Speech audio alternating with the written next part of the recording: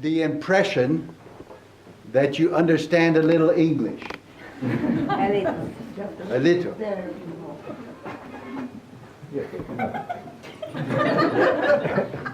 We do. Are you going to translate it? Well, as you say, if you say to translate, I will, but so it's up to you. Нам перевод нужен или нет? Нет. They don't want.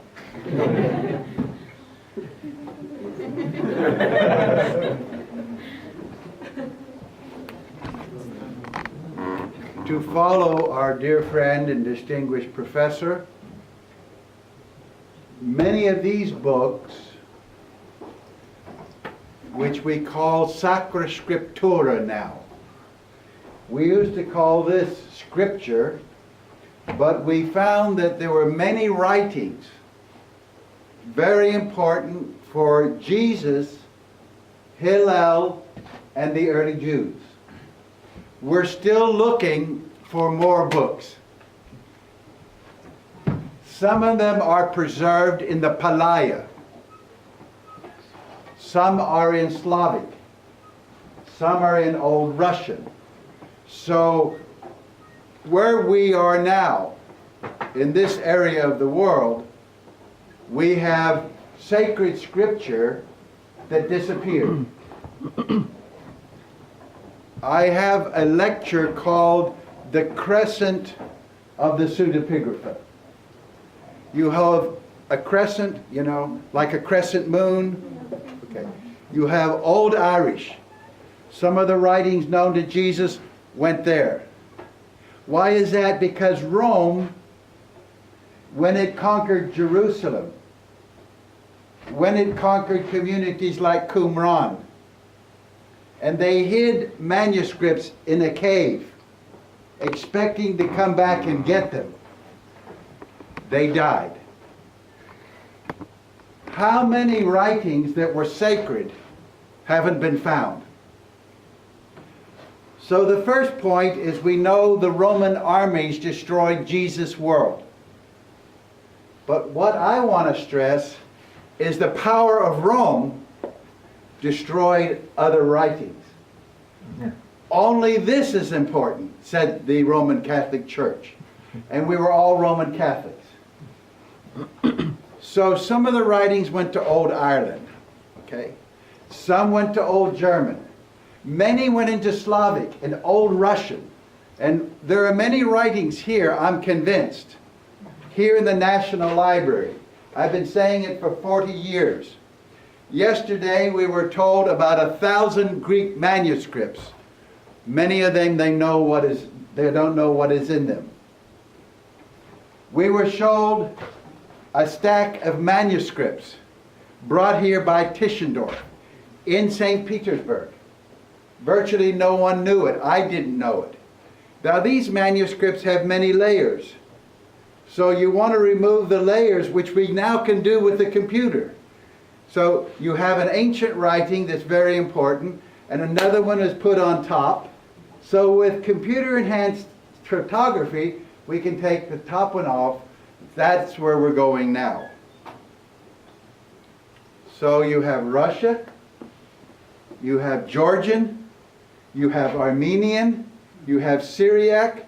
I've written, I could send you through my colleagues an article on the importance of the Slavic pseudepigrapha. My specialty is Syriac. So you have Georgian, Armenian, Syriac, Karshuni, Arabic. Now when you come down, all the way down, you have Ethiopic. We have Ethiopic Enoch. So you see the power of Rome is chasing these writings out. Now that's just to tell you where we're going now. What we were doing yesterday. Now we have a rule today. There are no rules. So any question you want to ask in any language, in Hebrew, in Slavic, in Russian, and I will understand the English. Even if you don't understand what you're saying. Our earliest evidence now is not the papyri. It used to be Sinaiticus, which was here. And you were poor and you sold it to the British Museum. But you have 3 leaves here. Did you know that? Of Sinaiticus. And I announced in the 70s the discovery of many more in the hidden library and room of St. Catherine's. Okay? Archaeology is giving us our earliest evidence.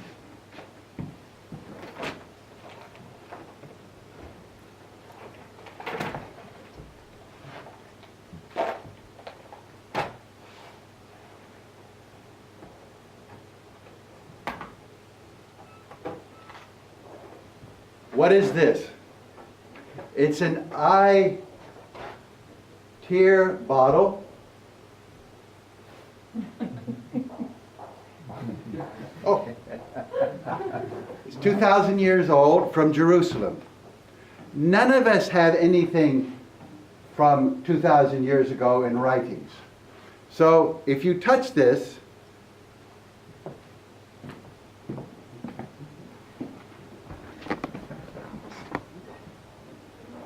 she has touched what people touched who saw Jesus, who saw Paul. Now you can't say that the person who used this saw Paul, but the people that saw this saw Paul, or saw James, or saw Jesus, or Judas. So you begin to see archaeology is important.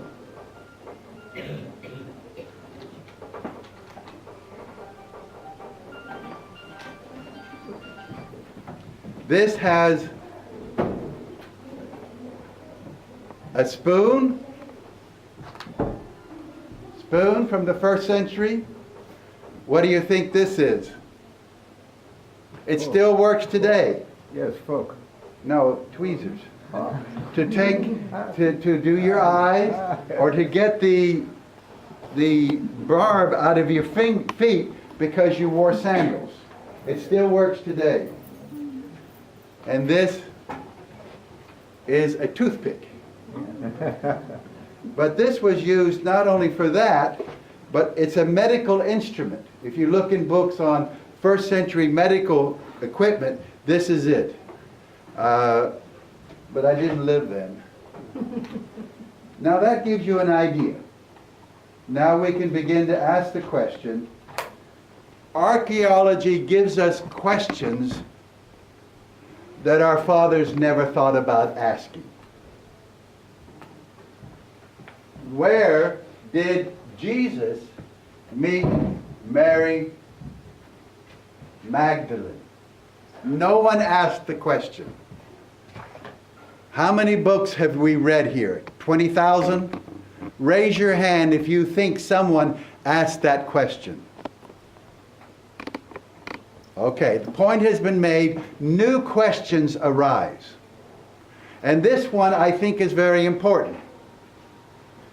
In Old Russian, in Old Slavic, you have a lot about Mary Magdalene. And in the Coptic, they say she alone understood Jesus.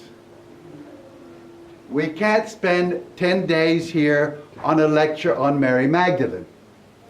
We know that she and Jesus were intimate. That is obvious. Everybody agrees with it.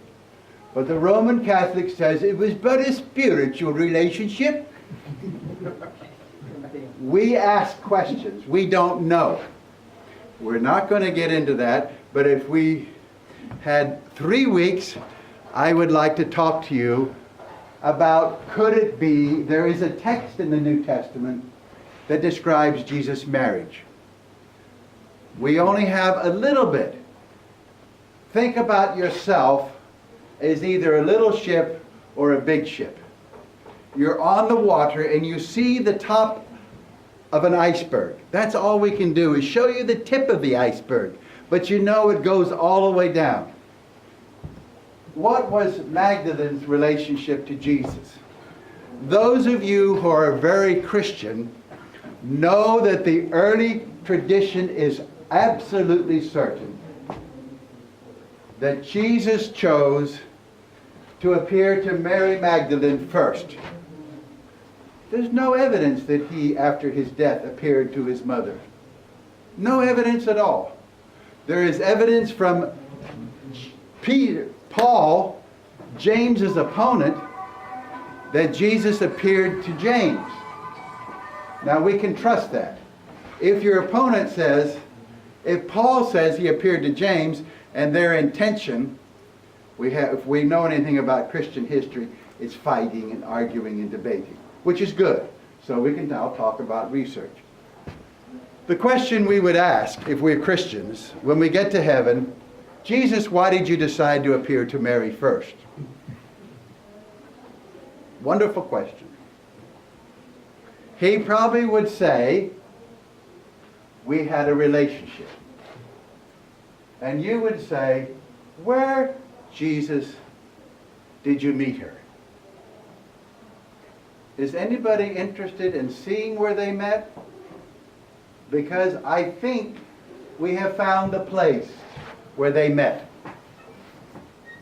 Not interested? Yeah.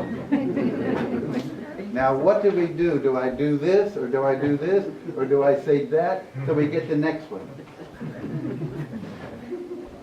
Remember, there are no rules, so ask any question, and we will try to translate it, and then it will get to me, and I will say, we just don't know. The Sea of Galilee? Ah, good.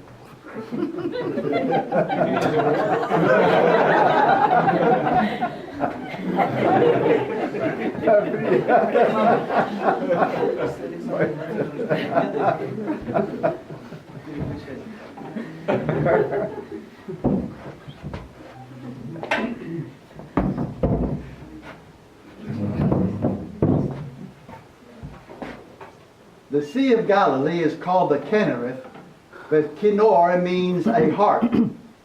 And those living around the lake call it the Kinnereth because it reminds them of a kinnor, the harp that David would play.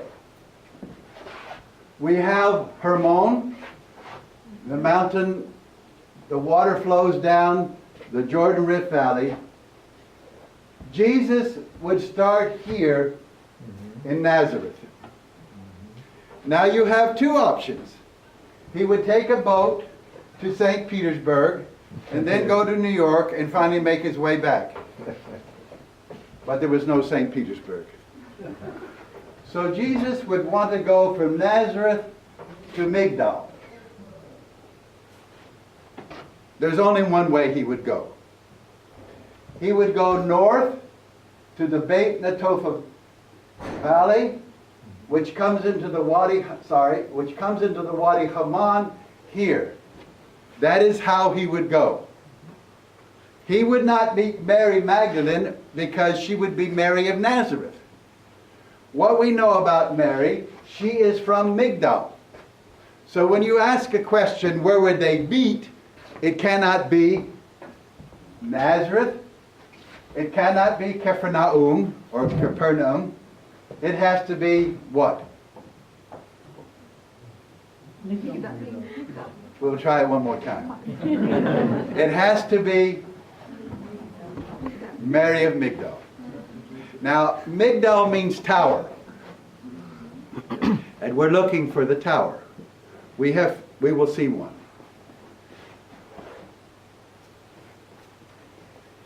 I'll just say next, okay? So Jesus goes from Nazareth to the Beit Netofa Valley, down to the Wadi Haman, to Migdal. And he must have been there for some time. Remember your New Testament, that Jesus went out all around. He's itinerant. He's moving around. People don't come to him, he goes to them. So he was here in Migdal. In the New Testament it says he speaks in all the synagogues throughout Galilee. We haven't found a synagogue in Migdal. Lecture's over. Synagogue means soon or with, I'll go come together. Where Jews come together. Now for about 40 years, people said Professor Charlesworth may know about literature, but he's an idiot. Because he says there were buildings called synagogues. There were not. There were just places where Jews come together. There were no synagogues. And then I said, but we have many in Jerusalem. It doesn't matter. It's not Galilee. And I said, well, we have them in the Herodium. Well, it's a little bit later than Jesus. It doesn't count. I said, well, we have a synagogue in Masada. It doesn't count. I said, we have a lot of them just outside. We have found one in Modin, which is from the Hasmonean period. It doesn't count. I said, outside Israel, you have prosyuche, prayer houses, which are synagogues. It doesn't count. We want it in Galilee. There are no synagogues in Galilee. I said, well, there's one that we know was there in the first century. It's at Gamla. He is so stupid. That is not Galilee. That is the Golden Heights. And I wrote many books saying that the Capernaum Synagogue is 6th century. Now we found 40,000 coins. The earliest coin is the late 4th century. So it's either 5th or 6th. We could go on for days. We found a synagogue at Cana, Kirbet Cana. The pottery, the plaster on it, we can date from 50 to 150. Doesn't count. 20 years after Jesus. You see? I'm an idiot. I think we can show in the future that beneath the 6th century synagogue, there is another synagogue. Synagogues do not migrate. They stay in the same place. So beneath the 5th or 6th century synagogue, you would have a place where Jews come together. See, it's where they come together. It's not a synagogue. I am going to show you what has blown people's minds. We have found a synagogue. It's at Migdal. Okay, now think about Jesus either being thrown out of Nazareth, you know the story, or he says, I can't find anybody here. Did Joseph ever follow him? We know nothing about Joseph. And when we go to heaven, we have a problem. Is he there? Or, you know, Mark has the family of Jesus saying, come home, you've got a demon, please come home. I feel Joseph is there. Now, we don't have the historical Joseph. I could tell you stories I could entertain you for hours about how Joseph got a wonderful contract with the king. And the king says, make me a throne. Poor Joseph. He can't get the 4 legs to match. One's short, one's long. Jesus comes in and just brings them down, pushes them up, and they fit perfectly. So Jesus can correct his father. This has nothing to do with Joseph. This is the early Christianity. And Joseph gets worse and worse. We don't know. We know nothing about Joseph. One of the possibilities, as a historian, I'm trying to come to you as a historian, as an archaeologist, as a person that's asking questions. I have no answers for you, but I can teach you to ask questions. Where did Jesus meet Mary? No one ever asked. Let's find out. Again, we need to get a feeling of how he's going down to Migdal, and he would have stayed here for what? 4 months, maybe a year, we don't know. Eventually he moves and makes his headquarters at Kipharnaum. That would be another 8 lectures. We know this is a Jewish village. I dug there many times. I'm finding a lot of wonderful glass from this area, Tyre and Sidon. But it's a very Jewish. Now Josephus says there are 40,000. Impossible. He does that to mention how great the Romans were to conquer the Jews. They had great cities. We don't know. You want to guess 4,000, 5,000? Okay. We don't know. We can't tell you. Capernaum, maybe 1,500. A little Jewish village, fishing village. See, I would love to go into a lecture, why did Jesus call fishermen? But he never said to a farmer, come with me and I'll help you to sow grain. And it will become a great tree and take on the world and bring shelter. He never said that. He never called a farmer. He called fishermen. Come and I will make you. This is another lecture. You see, when you start stirring up things, you got another lecture. You get another. If you ask questions, look out.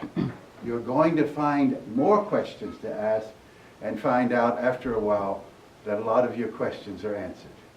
Next. Capernaum, Migdal, and this is to get you a feeling. This is why it's called the Kinor or Kinnereth. Now you get a feeling of the hills, and Jesus is moving all over this area. Next. We're leaving Nazareth. I dug there many weeks, and I can't give a lecture on that, but I did find 3 big towers. What's a tower doing there? Now when I drive up to Jerusalem, I see towers. We know the name, Shamara. That's where a guard is. Well, you're not guarding a city. You have towers to guard so that Alexander, Samov, doesn't come in and get my fruit. I don't have a stick, you see, but I got a tower to watch you.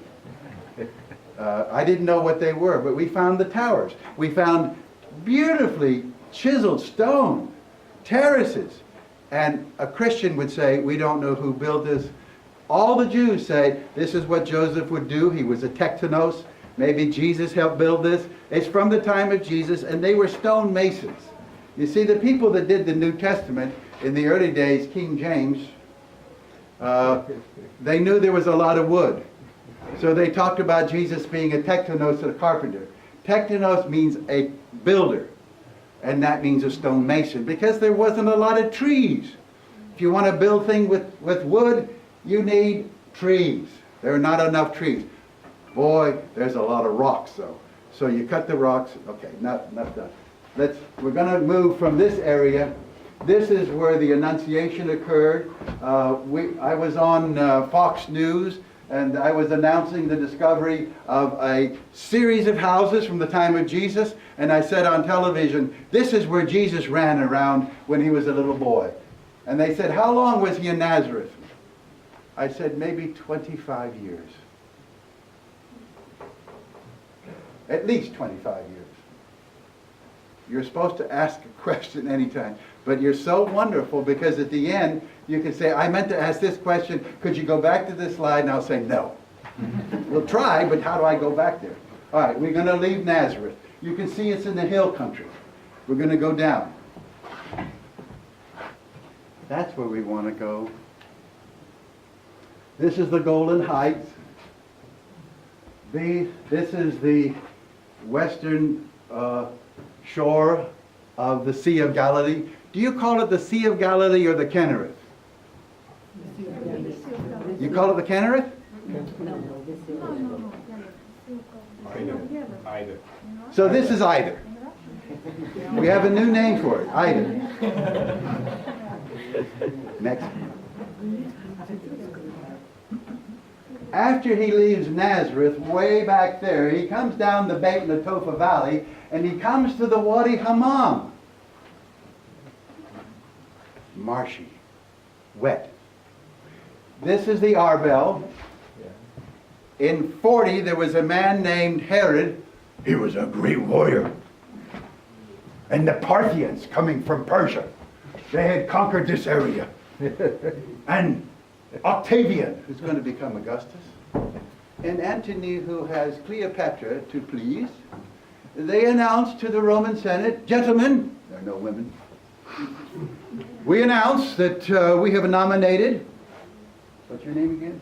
Herod, to be whole Basileus ton Judaeo. Everybody agreed? So here comes Herod walking out. We don't know which side Octavian is. He's going to become Augustus, so he's on the right. And then you have Antony. These are the 3 most powerful people. It was here in 37. In 40, he was announced to be king. It was on every CNN channel. What is the major Russian news channel? Number one. Everybody hears it. Herod has now become king. 3 years later, you don't hear anything. In 37, 3 years later, he has killed the Parthians, defeated them, and now up here, he's driven all the Hasmoneans and wealthy people, wealthy farmers, and he drops men down in baskets, and they throw the father out of the cave, grab the little kid, throws it out. Maybe there's some quiet in the cave for a while because there's a beautiful woman in there. Maybe he's praying with her, you know. He throws her out. Then he gets back in the basket and he does another cave. So it's here in 37 BC that Herod becomes the king of the Jews. This is the Naphtali. Don't have time to go into that. But you have the two major peaks. Now Jesus would have either jumped over that or if he would have walked down the valley. You know what he would have done. We have not found a pogo stick from the first century or keys to a helicopter. So he would have walked through here. Now I want you to imagine this. Here comes a man. He's coming to Migdal. This is the only way he'll come. This is the ancient road. We know that. We'll show you in a moment. This is where he would come. There are no other options. Unless you think he likes to walk around and went down to Jerusalem, then went down to Jericho, and then comes up this way. No, he is leaving. He's on his way to find someone that he can share with him his ideas. He had revolutionary ideas. He claims that God is speaking through him. Now either you buy that or you think he's an idiot. Or other people say, well, a lot of the things he said makes a lot of sense. That's another lecture, which I would love to get into. Some of the most brilliant things Jesus said that you and I love. And thank God he said that. Whether you're an atheist, an agnostic, a Roman Catholic, a Russian Orthodox, or a Protestant, you would like his ideas. One of his ideas is you go directly to God. You don't have to go to a priest. We learn that from studying the Dead Sea Scrolls. Next one. The first century road, and here we have an antiquity. Today she's wearing a black. Sometimes she wears Russian red. This is the old Roman road. Would have come in. That's why we're doing. I think this is an old man that has a stick. And this is the beautiful young lady that they call her an antique. It's Leah. And this man was the strongest man in the world at one time. But he now tells me he no longer has world records. He's a wonderful man. His name is John Hoffman. And I wrote him this morning. He says, someday I would love to come and see St. Petersburg. So I hope we can come back and let him see it. Now, you see my point. Jesus would have come this way, and there's only one road. There's only one road. So you know he walked on that road. Any questions? Because we're going to get to some options and questions. Okay? Next. This is your Arbel. Jesus would not have seen this. We are so excited, though, we have found a 3rd century synagogue. 3rd century. We thought there were no synagogues until the 6th century. And you see, can you see this as a heart-shaped columns and your benches? Now you get an idea what a synagogue is. It's got benches, it's got pillars, and it's got places where you can worship. We didn't know there was a 3rd century synagogue, and it's just beneath the Arbel, proving that there were Jews there in the 3rd and 4th century. Okay? Next. Here we are. You're getting a feeling. We're here studying and exploring and measuring, but you now know what a synagogue means. A synagogue, when I say the word synagogue, I mean a building. For 47 years, well, I didn't mean to say 7, for over 40 years, I've been trying to say I have inscriptions about repairing a synagogue. You don't repair a gathering place. You repair a building. And we have, I'm going to prove to you that everybody now knows that we have pre-70 synagogues that Jesus visited. And the best example is at a place called Migdal. Let's continue. We're up on the Arbel. Remember you saw it up there? Now I took you up there and we're looking down at the Sea of Galilee, which you call the Either.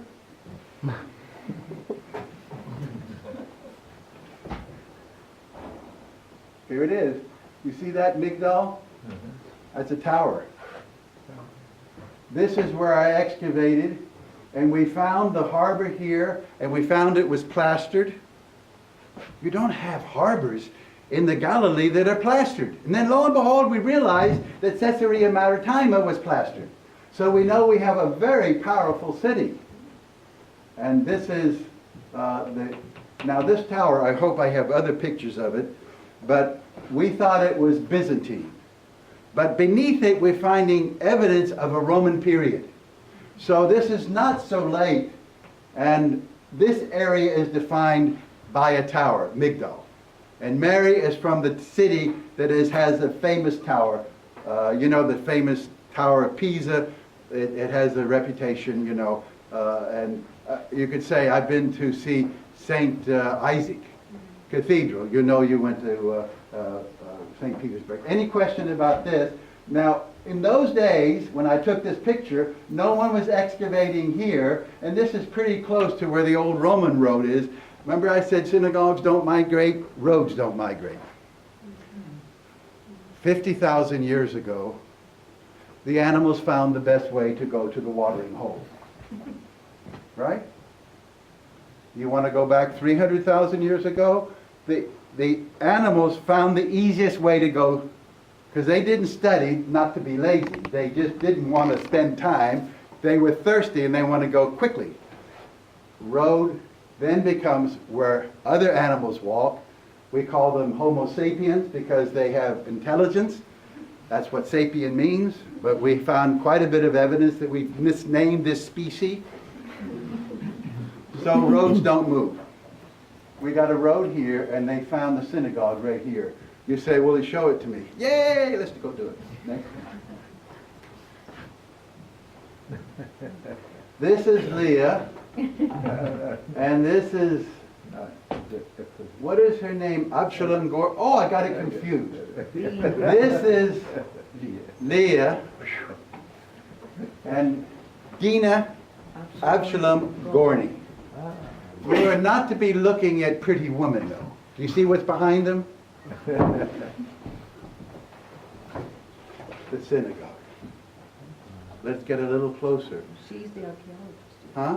Dina is the archaeologist. Leah wants to give a lecture.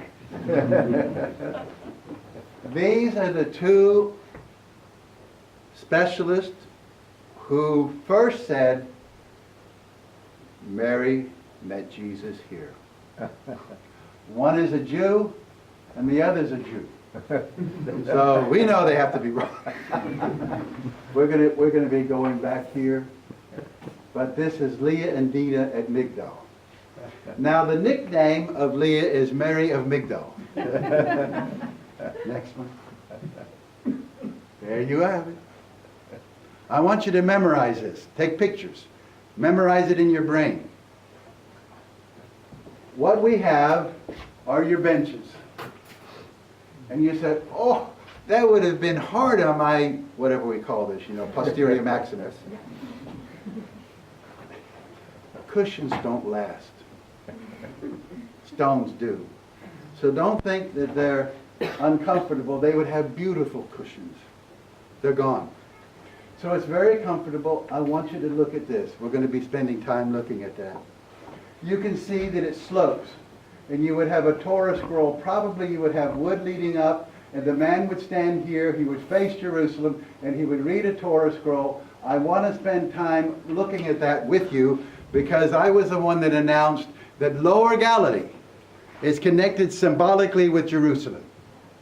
This worship place has the symbols on the temple in the big stone. And for the first time, we have found a menorah that is pre-70. When they began working here, Dina says, we know that it appeared somewhere around the 50 BCE, because of coins. And she says, we don't know when it was destroyed. I said, it would have been in the late summer of 67. She says, how do you know that? I said, well, because I spend more time reading Josephus. And Josephus, your best portrait image of Vespasian and Titus are here in the Hermitage. I love that. It's so beautiful. Vespasian, who takes this area, but it was really Titus that took the area, the son. And Vespasian is the one that took Qumran, and that was in June of 68. That's another 3 lectures, leave that alone. But everything we can be precise on now. This was destroyed in the summer of 67 because the Roman armies had taken everything, and they had a tremendous battle here. I will show you evidence of the battle, okay?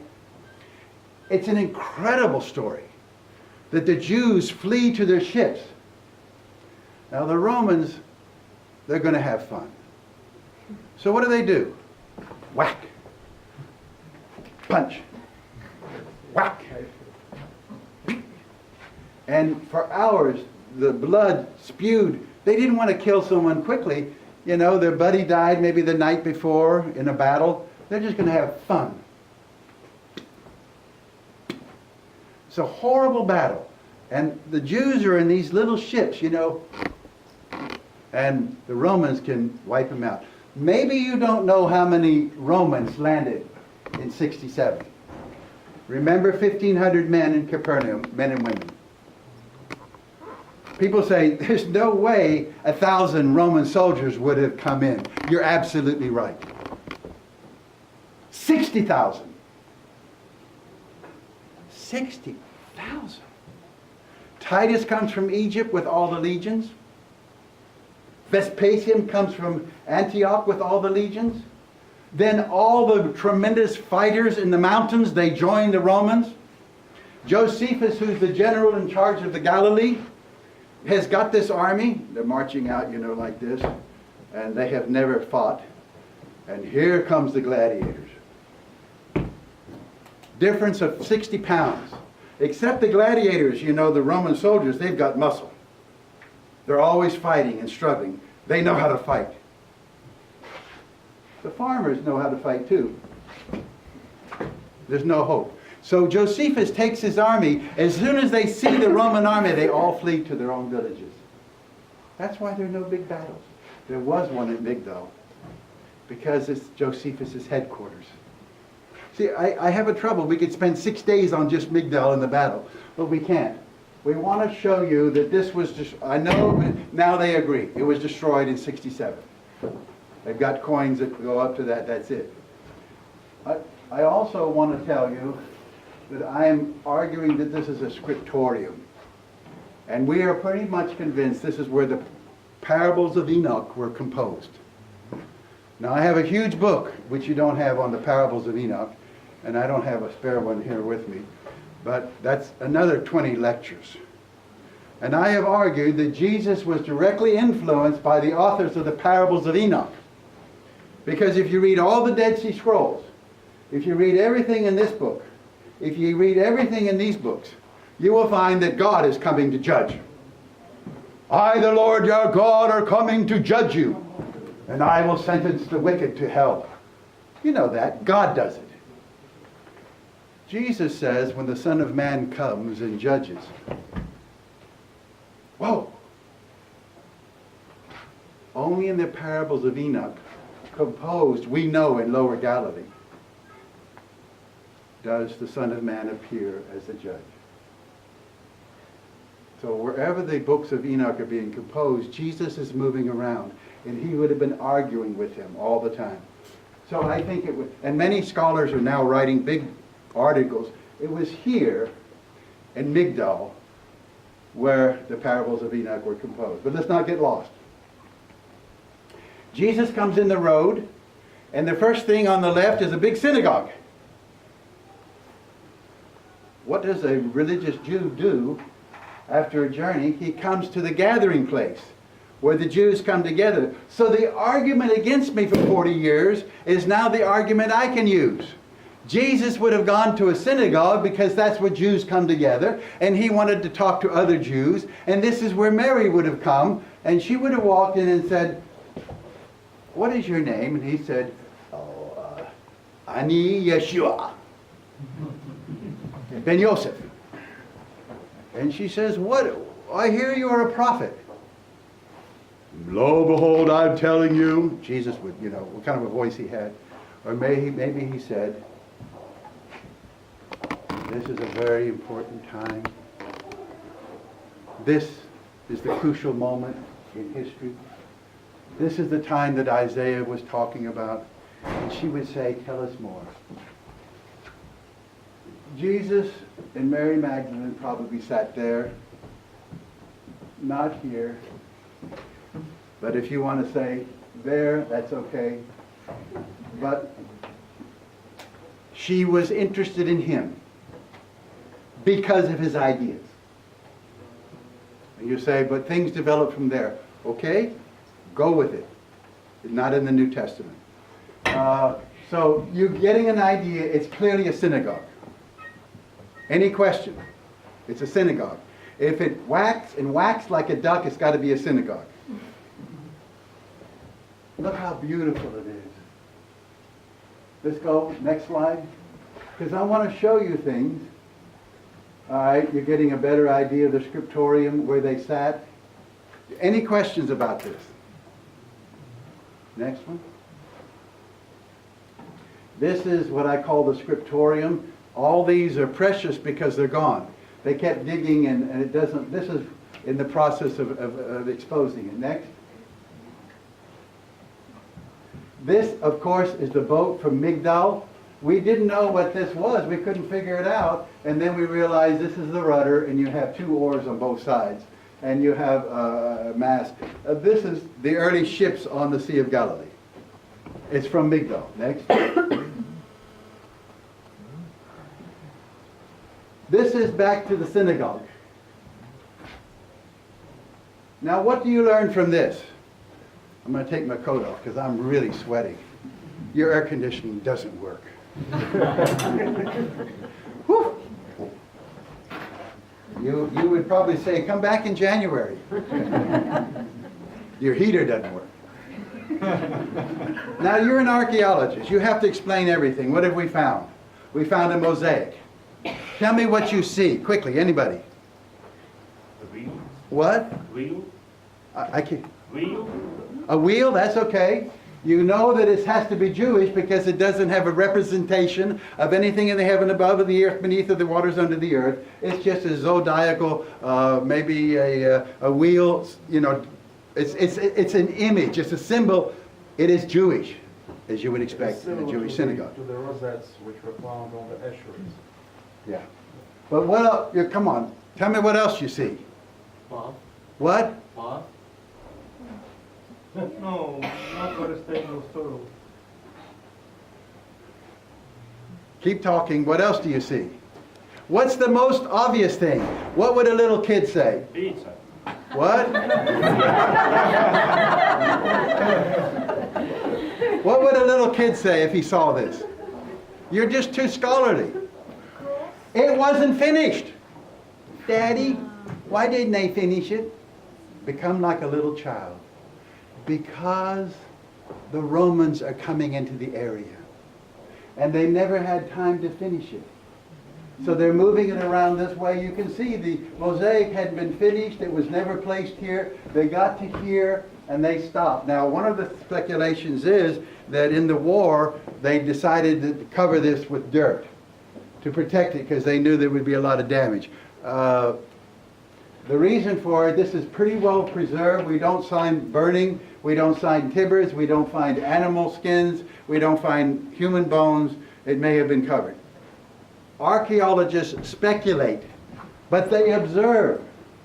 Now, I will ask you again, you little children, What is the most important thing you see about this mosaic in terms of archaeology?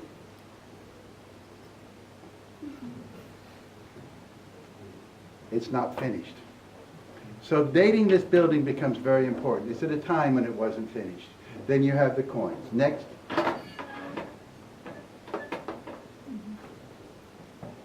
Just trying to get you detail. Next. Wealthy. You have a plaster, which is like the second style in Pompeii, 79, 67. Unbelievable. You've got a wealthy synagogue, and you have evidence, no evidence of burning, so maybe it was covered up. We don't know. Next. The benches, and a beautiful plastered and painted column. You know it's a synagogue, and as you know it's a wealthy synagogue. Everything we know about Mary of Magdalene, she was wealthy. Now, you would ask me a question, Professor Charlesworth, it is very clear you are right. We have found synagogues from the time of Jesus, exactly where he lived and where he preached and taught, where he spent many, many months. But how would he get there? He could walk 2 hours. He would have taken a horse, 33 minutes.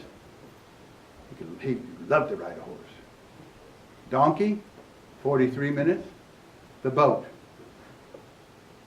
With oars, 40 minutes. With a sail, look out, they passed it up. You know, it's a very short distance.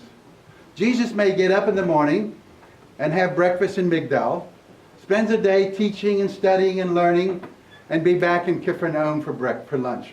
I almost said breakfast. He's had breakfast at Migdal. It's very, very short. And remember what you learn about Jesus, he's always moving around. We have no evidence that Mary moved around until she followed Jesus. So it would have to be in Migdal. Okay? But you're getting quite a bit of evidence. Now, what you were asking me, is there other synagogues there? You know there could be some others, but we haven't found them, and we will never find them. The reason they found this is they're beginning to build a high-rise, and they said, now you can dig for a few moments. And they find a synagogue. Now you won't do it anymore. They're building. That's why I showed you the old pictures. Now you go there and you have hang gliders. You have people skiing. You have riffraff. I don't know if you know the old worship word. It's noise. Noise. People are going there for vacations. And the Vatican and many of the churches, they were given places. But if you have someone out on the Sea of Galilee hang gliding, it's hard. You can't worship the same way you did earlier. Clear, this is from the time of Jesus. These are the benches. Now you might think about Mary Magdalene sitting beside Jesus, and he's leaning up against there, and he's saying, I want to tell you what the kingdom of God is like. It's like a man that goes out as a farmer, and he throws seed. Some of it lands among rocks, and some of it lands among the fertile soil, and some of it lands on the road. And people say, you know, Jesus doesn't know anything about farming. You need a tractor. You plow. When you go today, you'll see the Arabs. They're walking along.